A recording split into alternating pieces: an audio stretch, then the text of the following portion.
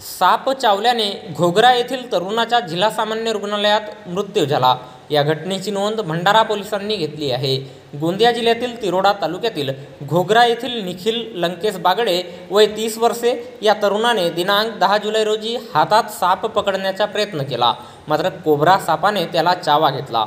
साप चावल्याने त्याच्या कुटुंबियांनी सुभाषचंद्र बोस उपजिल्हा रुग्णालय तुमसर येथे उपचाराकरिता दाखल केले, मात्र त्याची प्रकृती अधिकच गंभीर असल्याने प्राथमिक उपचारानंतर त्याला पुढील उपचाराकरिता जिल्हा सामान्य रुग्णालय भंडारा येथे दिनांक 10 जुलै रोजी सायंकाळी 6:30 वाजता दरम्यान आकस्मिक विभागात दाखल करण्यात आले, मात्र डॉक्टरांनी तपासून त्याला मृत घोषित केले।